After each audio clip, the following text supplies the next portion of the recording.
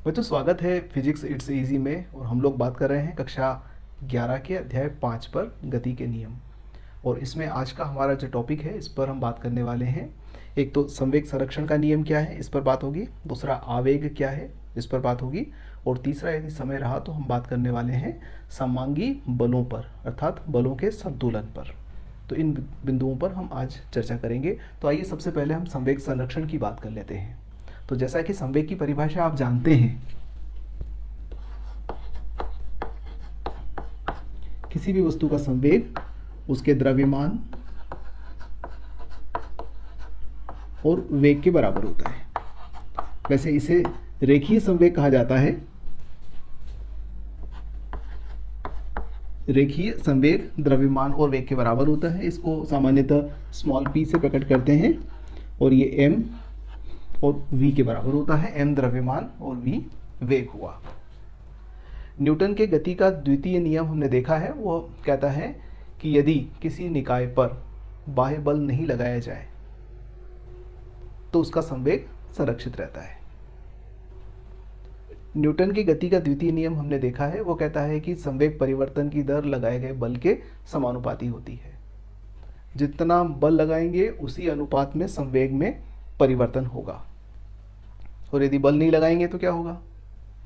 संवेग में परिवर्तन नहीं होगा। संवेग में परिवर्तन नहीं होगा इसका मतलब जो संवेग है वही बना रहेगा। तो संवेग संरक्षण का नियम भी हमारा यही कहता है। वो कहता है कि बाह्य बल की अनुपस्थिति में किसी भी निकाय का संवेग नियत रहता है। शर्त क्या है? बाह्य बल की अनुपस्थिति। बाह्य बल नहीं लगना चाहिए तो जो निकाय है उसका संवेग नियत रहेगा। अब हम बात कर रहे हैं निकाय के बारे में, है ना। तो पहली कंडीशन तो ये हो गई कि F इज टू क्या होना चाहिए? 0 होना चाहिए। तो F 0 होने पर P क्या हो जाएगा? नियत हो जाएगा। ठीक है, इसको देखें कैसे। तो अपन ने न्यूटन के गति का द्वितीय नियम देखा था और उसमें अपना ये कहना था कि F बराबर dp/dt। हमने ये गणितीय रूप देखा है।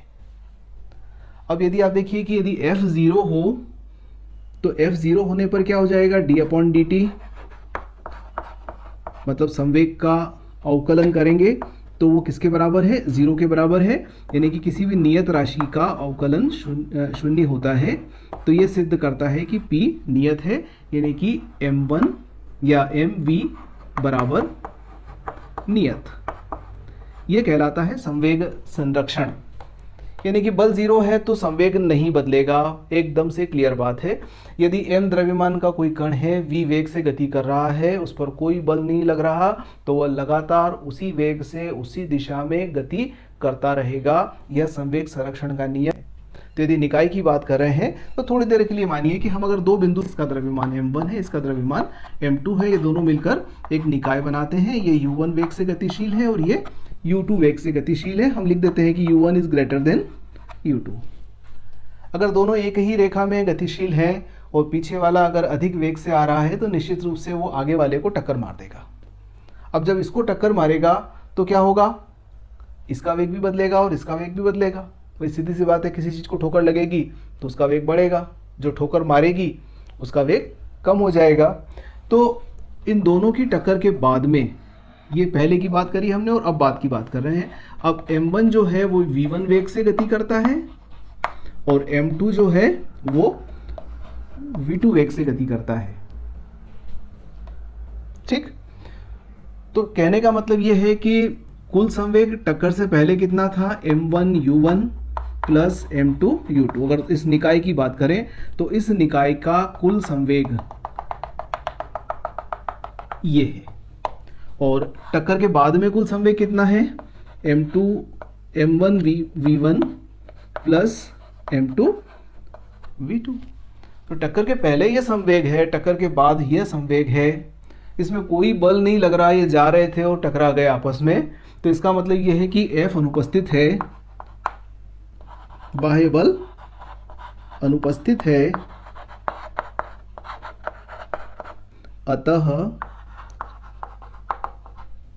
आपका पाओगे कि m1 u1 plus m2 u2 इन दोनों का योग m1 v1 plus m2 v2 के बराबर होगा। यह संवेग संरक्षण का नियम हुआ दो बिंदु निकाय के लिए, यानी कि दो बिंदु अगर हैं और वो एक निकाय बनाते हैं तो संवेग संरक्षण की कुल टकराने से पहले का कुल संवेग टकराने के बाद के कुल संवेग के बराबर होगा। ये दो बिंदु के लिए हो गया। और अगर n बिंदु निकाय की बात करते हैं तो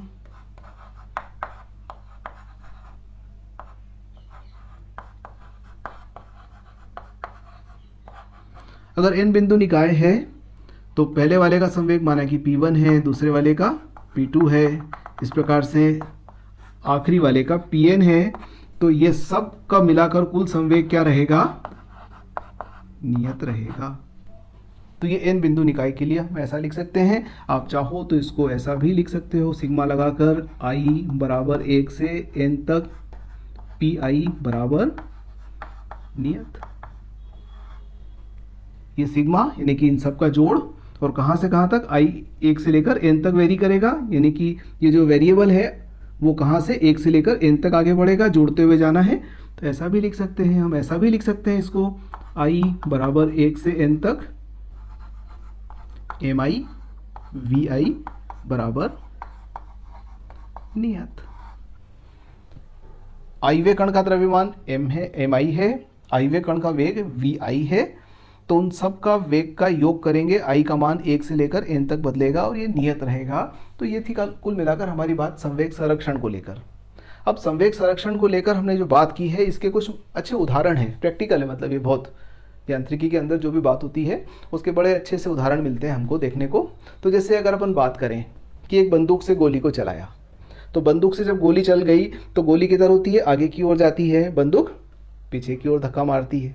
जिसने कभी गोली चलाई है उसने अनुभव किया है।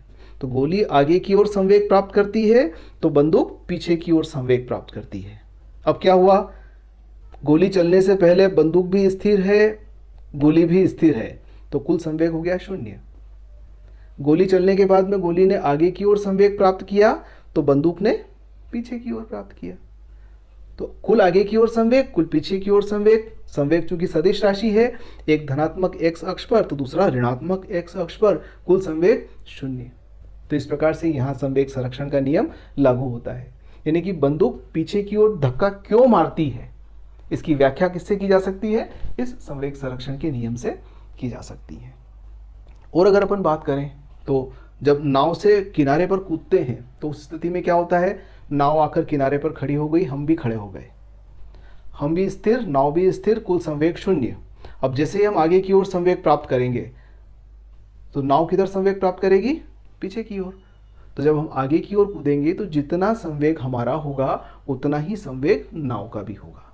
अब ये बात सही है कि हमारा द्रव्यमान कम है तो वेग ज़्यादा होगा, नाव का द्रव्यमान ज़्यादा है तो उसका वेग कम होगा, यानी कि नाव पीछे जाएगी पर उतने वेग से नहीं जाएगी जितने वेग से हम आगे जाएंगे। तो यह भी एक संवेग संरक्षण का नियम हो गया। और अपन उदाहरण लें तो जैसे दीपावली पर या न्यू ईयर के ऊपर, क्रिसमस के ऊपर, या आजकल तो अनेक त्यौहार और कोई भी उत्सव होता है तो फटाके छोड़ दिए जाते हैं। तो अगर अपन एक फटाके की बात करें या एक बम की बात करें तो वो पड़ा हुआ है, फिर हमने क्या किया? उसकी बत्ती को जला दिया। अब बत्ती को जलाने के बाद में विस्फोट हुआ। अब आप देखिएगा, फूटने से पहले स्थिर, और जब फूटा तो क्या हुआ? उसके टुकड़े बिखर गए। तो क्या आपने कभी देखा है कि पूरा का पूरा इधर चला गया, या पूरा का पूरा इधर चला गया, या पूरा का पूरा इधर चला गया, या पूरा का पूरा इधर चला गया, या इस दिशा में चला गया? ऐसा कभी नहीं होता। उसके टुकड़े बिखरते हैं, एक टुकड़ा इधर, एक इधर, एक उधर तो एक इधर। कुल मिलाकर प्राकृतिक नियम लागू होता है कि अगर हम उसको मूल बिंदु पर माने, ध्यान दीजिएगा, तो इस तल में, ये वाला तल, इस तल में जितना संवेग प्राप्त करेगा उतना ही संवेग इधर भी प्राप्त करेंगे उसके कण। जितना संवेग इस तल में प्राप्त करेंगे उतना ही संवेग वो इस तल में भी प्राप्त करेंगे। तो जब भी कोई बम फूटता है या फटाका फूटता है तो उसके विभिन्न कण जो हैं बिखर जाते हैं। अगर अपन प्रत्येक कण के संवेग की बात करें, ये वाला, तो उन सब का संवेग यदि जोड़ोगे तो वो सब 0 के बराबर आएगा, क्योंकि पहले 0 था, है ना। संवेग संरक्षण का नियम एक बहुत महत्वपूर्ण कार्य में उपयोग में आता है, जिसमें रॉकेट नोदन, अंतरिक्ष में जब कोई रॉकेट को छोड़ा जाता है तो वो संवेग संरक्षण पर कार्य करता है। क्या होता है कि ये रॉकेट है, छोड़ने से पहले इसमें जली हुई गैसें बाहर की ओर निकलती हैं तेजी से नीचे। अब क्या होता है कि जब नीचे की ओर गैस संवेग प्राप्त करती हैं तो रॉकेट ऊपर की ओर संवेग प्राप्त करता है। तो जब तक गैसेस निकलती रहती हैं रॉकेट ऊपर और ऊपर और ऊपर उड़ता रहता है, यानी कि नीचे की ओर जली हुई गैसों का संवेग और ऊपर की ओर रॉकेट का संवेग बराबर होता है, क्योंकि दोनों पहले स्थिर हैं। तो यहाँ पर भी संवेग संरक्षण का नियम लागू होता है। ऐसे और भी कुछ उदाहरण आपको देखने को मिलेंगे, पुस्तक के अंदर जरूर देखिएगा। तो ये संवेग संरक्षण का नियम हो गया। अब आइए अपन लोग बात कर लेते हैं आवेग पर। तो जैसे सपोज कोई वस्तु स्थिर है और उसे हमें यदि गति अवस्था में लेकर आना है तो हम क्या करेंगे, उस पर बल लगाएंगे। तो किसी भी वस्तु को यदि हमें गति देना है तो हमें बल की आवश्यकता होती है, ठीक। अब यदि हमें किसी वस्तु को अधिक गति देना है तो हमें अधिक बल की आवश्यकता होती है। हमें यदि किसी वस्तु को कम गति देना है तो कम बल की आवश्यकता होती है।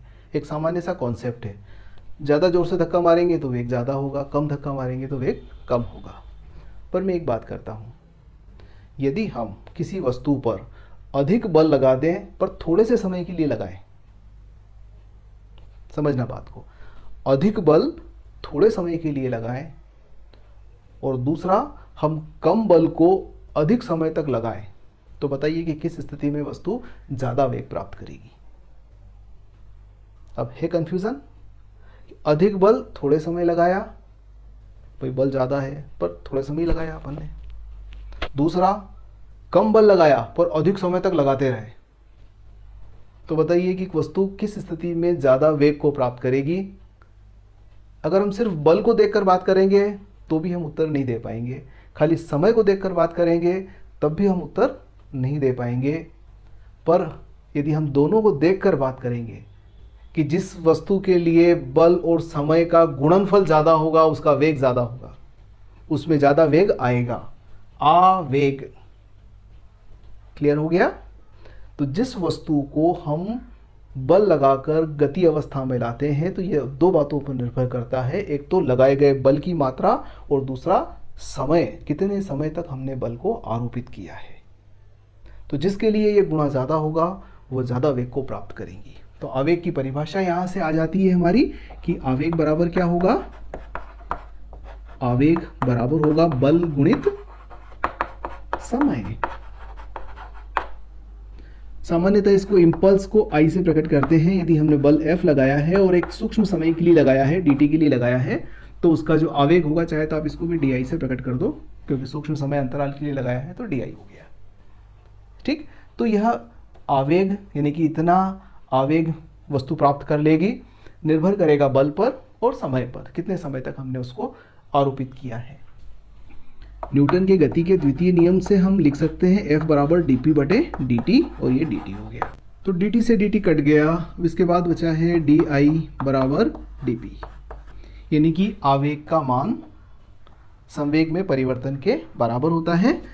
या फिर अपन इसको ऐसा भी व्यक्त कर सकते हैं, अंतिम संवेग माइनस प्रारंभिक संवेग, या फिर इसको ऐसा भी लिख सकते हैं कि di बराबर, यदि m द्रव्यमान की वस्तु है तो m v2 माइनस v1, द्रव्यमान नियत है तो वेग में परिवर्तन v2 माइनस v1, अंतिम वेग माइनस प्रारंभिक वेग, ये सारी बातें आवेग को व्यक्त करती हैं। जहाँ तक मात्रक का सवाल है,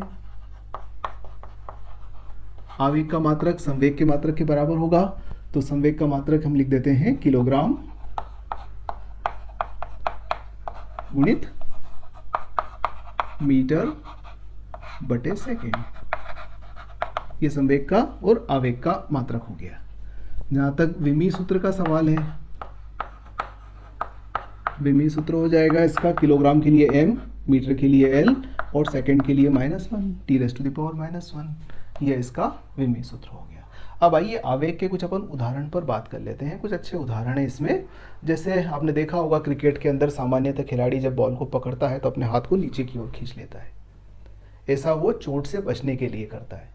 यदि बॉल को वहीं पकड़ लेंगे तो उसको चोट ज़्यादा लगेगी, जब बॉल को पकड़ने के बाद में हाथ को गति दे देंगे तो चोट कम लगेगी, थोड़ी देर बाद हाथ को रोक लिया जाएगा। तो ऐसा करने से चोट कम होती है। कैसे होता है ऐसा, अगर इसको अपन देखें तो आप देखिएगा कि बल बराबर क्या है, dp बटे dt, यानी कि बल जो है वो संवेग में परिवर्तन पर और समय अंतराल पर, इन दोनों पर निर्भर करता है, इन दोनों के अनुपात पर निर्भर करता है। अब बॉल आ रही है तो अपने साथ कितना संवेग लेकर आ रही है, mv, और यह संवेग घटकर कितना हो जाएगा, 0 हो जाएगा। अब यदि समय ज़्यादा है तो बल कम लगेगा और समय कम है तो बल ज़्यादा लगेगा, सीधी सी बात है। हाथ सीधे रोक लिए, समय कम बल ज़्यादा। यदि आपने हाथ को नीचे की ओर गति करवा दी, थोड़ी देर बाद रोका तो समय बढ़ गया तो बल का मान कम हो जाएगा। तो इसकी व्याख्या की जा सकती है हम इसके द्वारा, है ना। दूसरा अगर अपन बात करें तो सामान्यतः कांच के बर्तन या चीनी मिट्टी के बर्तनों को पेपर कटिंग्स के अंदर, घास फूस के अंदर या फिर कागज़ पर लपेटकर उसको एक जगह से दूसरी जगह भेजा जाता है। यदि हम सीधा उनको एक बॉक्स में भर के और रवाना कर दें तो रास्ते में क्या होगा, जब वो टकराएंगे तो टकराने से वे वेग को प्राप्त कर लेंगे, वेग प्राप्त करेंगे तो संवेग होगा, और जब टकराएंगे तो टकराने के बाद में एक क्षण के लिए उनका वेग 0 हो जाएगा। जितने कम समय में वेग 0 होगा उतना बल ज़्यादा लगेगा, बल ज़्यादा लगेगा तो फूट सकते हैं। यदि उनके बीच में हम घास भर दें तो वो अगर टकराएंगे भी तो घास क्या है, थोड़ा स्पंज का काम करेगी। स्पंज का काम करने से समय बढ़ जाएगा, वो थोड़ी दबेगी, प्रेस होगी, फिर वापस खुलेगी, तो समय बढ़ जाएगा। तो संवेग तो प्राप्त करेंगे, वे संवेग 0 भी होगा परंतु समय अधिक होगा तो बल का मान कम होगा, यानी कि वो टूटेंगे नहीं, बल कम लगेगा। तो वैसा ही यदि हम किसी ऊपर से नीचे कूदें और पक्का फर्श है, पत्थर है, सीमेंटेड है तो हमें चोट ज़्यादा लगेगी, और यदि कच्चा फर्श है, बालू रेत है, मिट्टी है या बुरादा है तो उस स्थिति में चोट कम लगती है। तो उसका मेन कारण भी यही है कि जब कूदेंगे तो हमारा संवेग है, जब ज़मीन के संपर्क में आएंगे तो संवेग 0 हो जाएगा। पक्का फर्श होगा तो तत्काल 0 हो जाएगा, बल ज़्यादा लगेगा, और कच्चा फर्श है तो वो थोड़ा सा नीचे की ओर दब जाएगा। और अगर गद्दा रखा हुआ होगा तो बहुत आराम से, बहुत कम लगेगी, है ना। ऐसी बहुत बड़ी नेट लगा के सर्कस में ऊपर से खिलाड़ी कूदते हैं, सर्कस के कलाकार कूदते हैं, तो नेट क्या होती है, नीचे दब जाती है। जब नीचे दब जाती है तो वो संवेग बहुत धीरे से उनका 0 होता है, समय बहुत बढ़ जाता है तो चोट लगने की संभावना बहुत कम होती है। ठीक, तो इसकी व्याख्या भी कर सकते हैं। आपने देखा होगा स्कूटर्स, मोटरसाइकिल, कार, इन सब में स्प्रिंग लगी होती है पहियों के साथ में, जिसको शॉकअप बोलते हैं।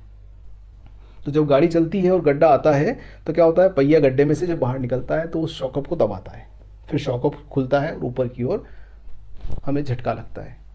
तो शॉकअप यदि अच्छे से काम करेगा तो झटका कम लगेगा, और अगर शॉकअप नहीं हो तो जैसे ही गड्ढे में जाएंगे तो हम भी नीचे जाएंगे, और जब गड्ढे से बाहर आएंगे तो हम भी ऊपर की ओर आएंगे। तो सारे झटके कहाँ लगेंगे, शरीर पर लगेंगे। तो शॉकअप का होना गाड़ियों में बहुत ज़रूरी है, जिससे हमें आरामदायक यात्रा करने में मदद मिलती है। बसेस हों, ट्रक हों, इन सब में कमानी पत्तियाँ लगी रहती है पहियों के साथ। आप देखना ऐसी मोटी मोटी स्टील की प्लेटें लगी रहती है पहियों के साथ, वो भी यही काम करती है। तो इस प्रकार से हम आवेग का उपयोग करके विभिन्न भौतिक घटनाओं को अच्छे से समझ सकते हैं, समझा सकते हैं। अब बात कर लेते हैं हम बलों के संतुलन पर। बलों का संतुलन, हाँ, माने कि एक बिंदु है, ये इस बिंदु पर हम एक बल लगा रहे हैं F1 इस दिशा में, और कंडीशन ये है कि हम इस बिंदु को स्थिर रखना चाहते हैं, तो हमें निश्चित रूप से इसके विपरीत दिशा में भी इसके समान और विपरीत बल लगाना पड़ेगा, तभी ये संभव होगा। यानी कि F1 बराबर होगा -F2 के, तभी यह संतुलन में रह पाएगा। तो यदि दो बल किसी वस्तु पर क्रियाशील हैं और वस्तु यदि स्थिर है तो हम कहेंगे कि बल कैसे हैं, संतुलन में है। यानी कि एक बल ने दूसरे बल को संतुलित कर दिया, परिणामी बल 0 हुआ। तो इस स्थिति के अंदर चूंकि परिणामी बल F1 + F2 0 है तो ये वस्तु विरामावस्था में रह सकती है।